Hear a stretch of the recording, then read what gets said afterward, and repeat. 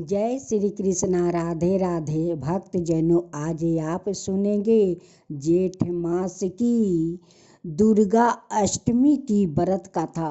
आज आप सुनेंगे मासिक दुर्गा अष्टमी की व्रत कथा। पौराणिक कथाओं अनुसार प्राचीन काल में असुर दंभ को महिषासुर नाम के एक पुत्र की प्राप्ति हुई थी, जिसके भीतर बचपन से ही अमर होने की प्रबल इच्छा थी। अपनी इस इच्छा की पूर्ति के लिए उसने अमर होने का वरदान हासिल करने के लिए ब्रह्मा जी की घोर तपस्या आरंभ की। महिषासुर द्वारा की गई इस कठोर तपस्या से ब्रह्मा जी प्रसन्न हुए और उसे मन चाहा वरदान मांगने को कहा। ऐसे में महिषासुर, जो सिर्फ अमर होना चाहता था, उनसे ब्रह्मा जी से वरदान मांगते हुए खुद को अमर करने के लिए उन्हें वादा कर दिया। परंतु ब्रह्मा जी ने महिषासुर को अमरता का वरदान देने की बात यह कहते हुए टाल दिया कि जन्म के बाद मृत्यु के और मृत्यु के बाद जन्म निश्चित है, इसलिए अमरता जैसी किसी बात का कोई अस्तित्व नहीं है। जिसके बाद ब्रह्मा जी की बात सुनकर महिषासुर ने उनसे एक अन्याय वरदान मांगने की इच्छा जताई और कहा कि ठीक है स्वामी, यदि मृत्यु को होना तय है तो मुझे ऐसा वरदान दीजिए कि मेरी मृत्यु की किसी स्त्री के हाथ से ही हो सके, अलावा अन्य कोई दैत्य मानव या देवता कोई भी मेरा वध ना कर पाए। जिसके बाद ब्रह्मा जी ने महिषासुर को दूसरा वरदान दे दिया।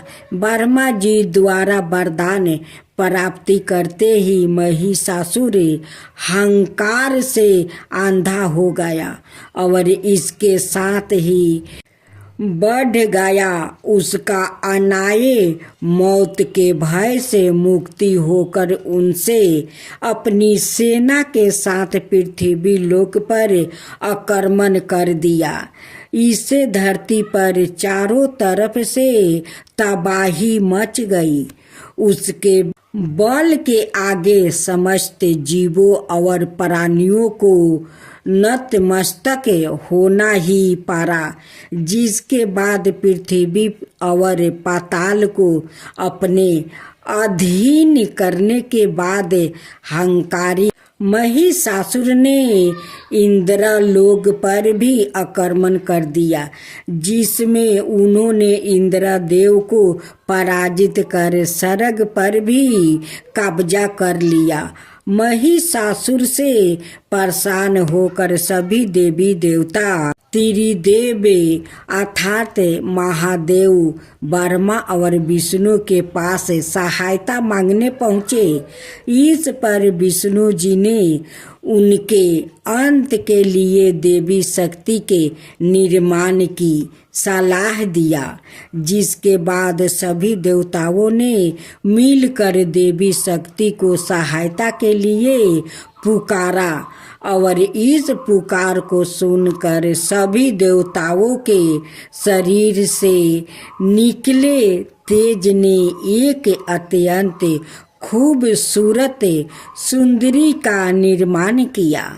उसी तेज से निकली माँ आदि शक्ति, जिसके रूप और तेज से सभी देवता भी आश्चर्यचकित हो गए। त्रिदेवों की मदद से निर्मित हुई देवी दुर्गा को हिमवन ने सवारी के लिए सिंह दिया और इसी प्रकार वहाँ मौजूद सभी देवताओं ने भी माँ को अपने एक एक अस्त्र शस्त्र सौंपे और इस तरह सर्ग में देवी दुर्गा को इस समस्या हेतु तैयार किया गया। माना जाता है कि देवी का अत्यंत सुंदर रूप देखकर महिषासुर उनके प्रति बहुत आकर्षित होने लगा और उसने अपने एक दूत के जरिए देवी माँ के पास विवाह का प्रस्ताव तक पहुँचाया। हंकारी महिषासुर की इस दुष्ट हरकत ने देवी भगवती को अत्यधिक क्रोधित कर दिया, जिसके बाद ही माँ ने महिषासुर को युद्ध के लिए ललकारा। माँ दुर्गा से युद्ध की ललकार सुनकर ब्रह्मा जी से मिले वरदान के हंकार में अंधे हो चुके महिषासुर उनसे युद्ध करने के लिए तैयार भी हो गया। इस युद्ध में एक एक करके महिषासुर की संपूर्ण सेना का माँ दुर्गा ने सर्वनाश कर दिया। इस दौरान माना यह भी जाता है कि यह युद्ध पूरे 9 दिनों तक चला, जिस दौरान असुरों के सम्राट महिषासुर ने विभिन्न रूप धारण कर देवी माँ को छलने की कई बार कोशिश की, लेकिन उसकी सभी कोशिश आखिरकार नाकाम रही और देवी भगवती ने अपने चक्र से इस युद्ध में महिषासुर को सिर काटते हुए उसका वध कर दिया। अंत इस तरह देवी भगवती के हाथों महिषासुर की मृत्यु के संभव हो पाई। माना जाता है कि जिस दिन माँ भगवती ने स्वर्ग लोक, पृथ्वी लोक और पाताल लोक को महिषासुर के पापों से मुक्ति दिलाई, उस दिन से ही दुर्गा अष्टमी का पर्व आरंभ हुआ। आज आप सुने 9 दुर्गा की 9 रूप की कथा। एक पौराणिक कथा के अनुसार नवरात्रि में माँ दुर्गा ने महिषासुर नाम का राक्षस का वध करके देवताओं को उसके कष्टों से मुक्त किया था।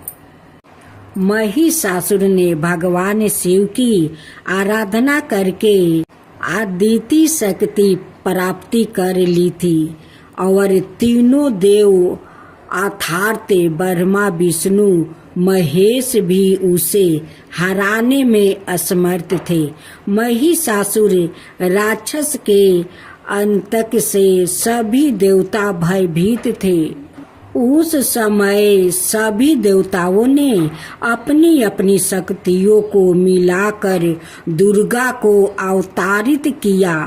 अनेक शक्तियों के तेज से जन्मी माता दुर्गा ने महिषासुर का वध कर सबके कष्टों को दूर किया।